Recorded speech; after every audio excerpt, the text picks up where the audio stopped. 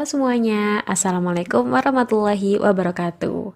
Di podcast Ikaham, kita bakal ngobrol-ngobrol seru dan yang pasti bakal menambah ilmu. Oh ya, sebelumnya kita kenalan dulu yuk. Kenalin, aku Sela, alumni Pondok Pesantren Putri Alhamidiyah Angkatan 2020. Nah, di podcast kali ini, aku gak bakal sendirian guys. Aku bakal ditemenin sama temen aku, Kak Dinda Inayatulusna. Halo, Assalamualaikum Dinda. Halo, waalaikumsalam Sela. Gimana Din kabarnya sekarang? Alhamdulillah nih, baik. Alhamdulillah. Oh iya Din, tadi kan aku udah kenalan nih sama teman-teman. Sekarang gantian Dinda dong yang kenalan. Baik, perkenalkan nama saya Dinda Inayatul Husna. Saya alumni Pondok Pesantren Alhamidiyah Bahrul Ulum Tambak Beras Jombang.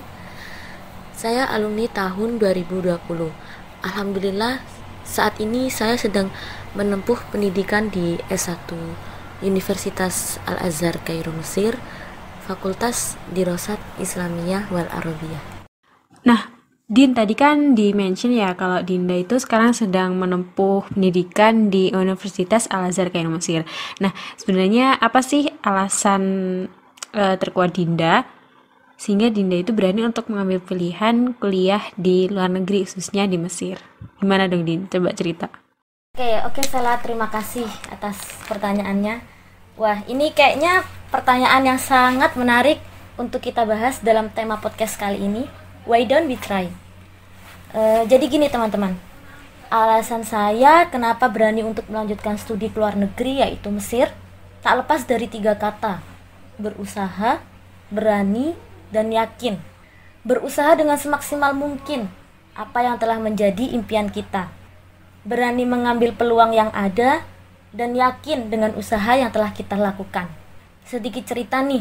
Pertama, berawal dari ketika saya menuntut ilmu di pesantren, yang mana di pesantren itu kita tidak hanya belajar ilmu agama, tapi kita juga belajar pelajaran umum yang ada di sekolah. Bahkan mendalami bahasa asing seperti bahasa Arab dan Inggris. Di situ saya menemukan apa yang menjadi favorit saya, yaitu bahasa asing, terutama bahasa Arab. Tapi di sini bukan berarti saya menyuruh kalian untuk belajar apa yang menjadi pelajaran favorit ya. Untuk menyeimbangkan, kita tetap belajar semuanya. Pada saat itu, saya menemukan kalimat dalam buku bahasa Arab yang gini bunyinya. Nahnu talibah hayya bina ma'an linuhazzimal alam. Kita sebagai seorang murid, mari kita bersama-sama menaklukkan dunia. Sebagai seorang santri, kita harus menaklukkan dunia. Menaklukkan dunia dengan apa? Dengan cara belajar dan mengukir prestasi. Dari situ, saya terdorong motivasi saya untuk melanjutkan studi ke luar negeri. Dan saya berani mencoba dan meyakini dari iktikat baik saya. Saya berani mencoba dengan apa? Dengan cara belajar, mulai dari mendalami nahwu shorof, praktek berbicara bahasa Arab atau disebut maharoh lil kalam, belajar insya atau disebut maharoh lil kitabah, dan belajar mendengar kalam orang Arab, yaitu maharoh lil istima'.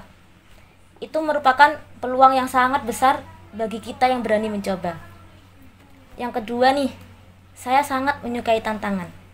Ada banyak tantangan yang saya temukan ketika saya belajar, yaitu kemalasan dan ingin bersenang-senang.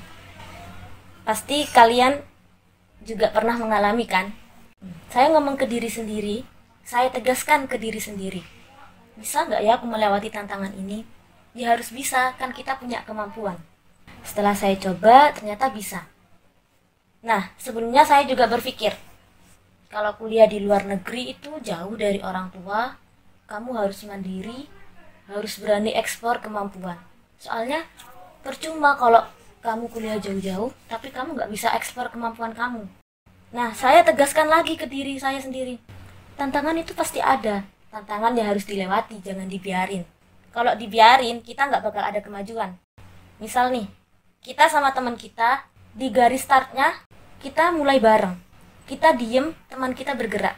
Yang bakal maju itu, teman kita duluan. Kita masih ada di belakang. Dari situ, saya semakin yakin untuk melanjutkan studi ke luar negeri, sampai akhirnya saya mendapat dorongan terbesar dari ayah ibu saya, abah yai, ibu nyai, asatid, asatidah, Dan tanpa doa dari beliau, saya tidak ada di negeri yang mulia ini. Nah, yang terakhir nih, informasi yang wajib kalian ketahui. Kenapa saya lebih yakin dan saya berani lanjut ke Timur Tengah? Perlu diketahui, Mesir ini dikenal dengan kiblatnya ilmu, umud dunia, ardu kinanah, negeri para nabi. Sebagai kiblat ilmu agama Islam yang berlandaskan Ahlus Sunnah wal Jamaah, apalagi Al-Azhar. Al-Azhar ini tentunya memiliki metode beragama yang terkonsep.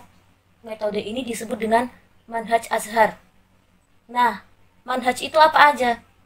Yang pertama, menganut paham Asy'ariyah dan Maturidiyah dalam akidah. Yang kedua, menganut salah satu dari 4 madhab fikih, Imam Hanafi, Imam Maliki, Imam Syafi'i, dan Imam Hambali. Yang ketiga, mempunyai prinsip tawajuh dan berakhlak sufi. Nah, yang lebih yakin lagi, selain latar belakang kesunnian, ada juga kesamaan lainnya yang mempertemukan Nahdlatul Ulama dengan Al-Azhar. Nah, bagi warga Nahdiyin wajib tahu nih, kesamaan itu adalah metode berpikir yang moderatif dan akomodatif, yaitu tawasud, tawazun, dan i'tidal.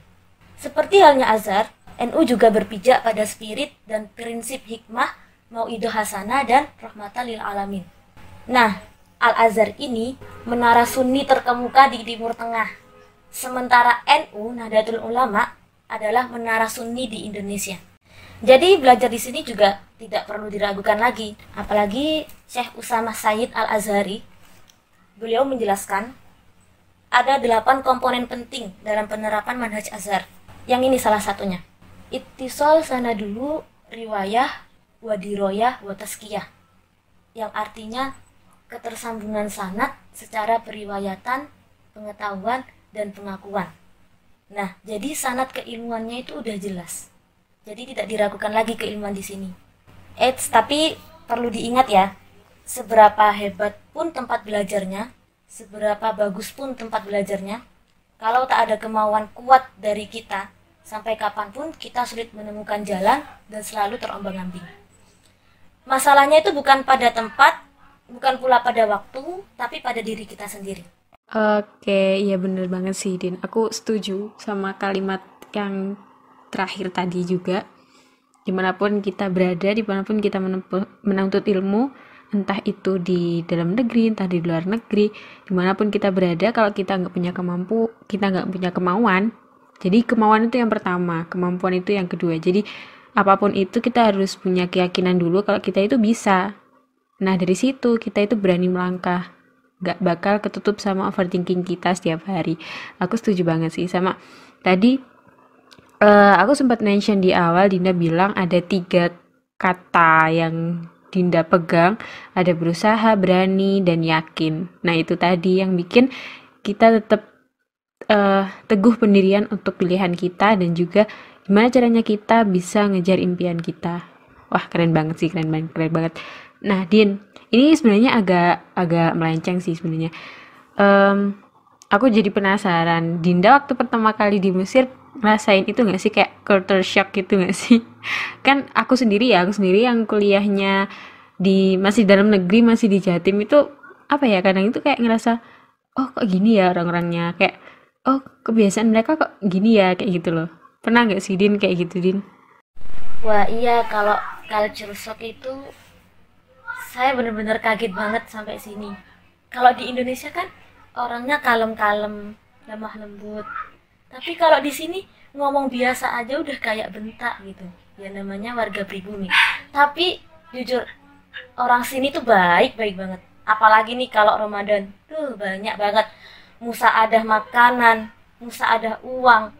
Sampai kita tuh kayak nggak pernah ngeluarin uang sama sekali gitu. Saking baiknya orang sini.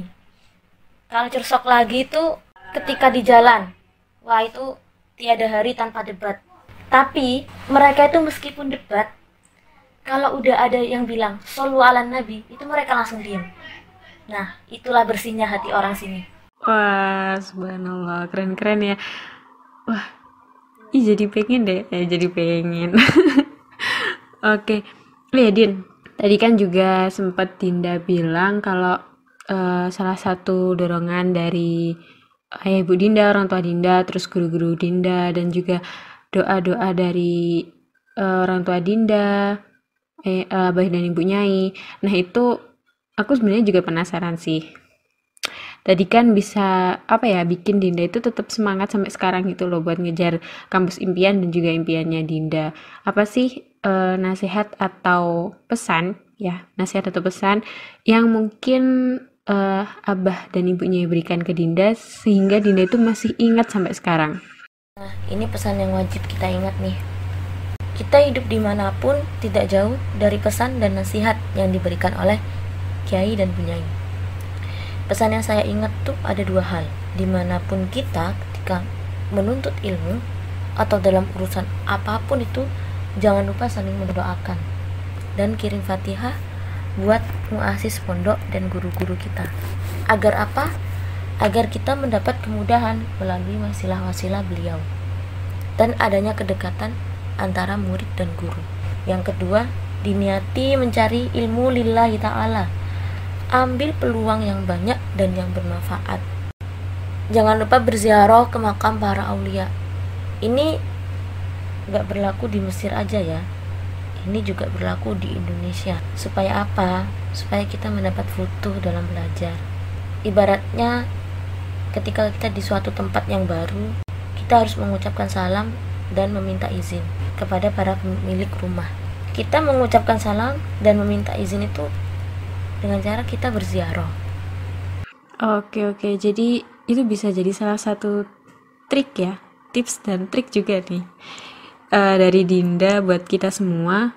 Gimana sih caranya biar kita itu gampang menerima ilmu-ilmu baru, menerima pelajaran-pelajaran baru. Nah itu salah satunya, jangan sampai terputus doa kita ke guru-guru kita. Oke, keren-keren.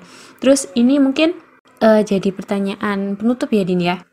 Dinda kan udah berapa bulan Dinda di Mesir sekarang? Pasti udah banyak banget dong kisah-kisah selama Dinda di Mesir. Nah, aku pengen tahu, mungkin pernah ya Dinda dapat kayak pengalaman baru, terus mungkin ya pastinya yang namanya menuntut ilmu kan pasti ada kayak masalah, entah itu sama temen, sama pelajaran, atau sama orang sekitar, dosen. Nah, mungkin apa sih hikmah dari mungkin masalah-masalah yang Dinda terima selama ini yang Dinda dapetin selama Dinda menuntut ilmu di Mesir? Kalau bicara masalah hikmah selama di sini, saya belajar tentang dua hal, kesabaran dan kegigihan. Kesabaran dalam meraih sesuatu disertai dengan dan guru-guru kita. Itu saya menemukan banyak keajaiban di sini. Yang kedua tentang kegigihan. Kegigihan itu harus diimbangi dengan optimis. Karena kalau mindset kita baik, mindset kita optimis dengan kemampuan kita, hati dan perilaku kita akan terbawa untuk melakukan hal-hal yang positif. Nah, itu kerasa banget pada diri saya sendiri. Saya ingatkan lagi, saya nggak mungkin ada di sini kalau nggak ada doa dari ayah, ibu, dan guru-guru. Tapi kalau mindset kita ragu, kita pesimis dengan kemampuan kita, hati dan perilaku kita ikut terbawa. Ikut terbawa bagaimana?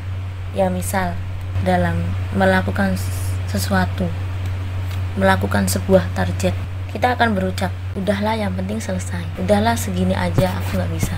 Nah, itu dampak dari pikiran dan hati kita yang tidak pernah percaya pada kemampuan. Itu dua hikmah yang saya rasakan.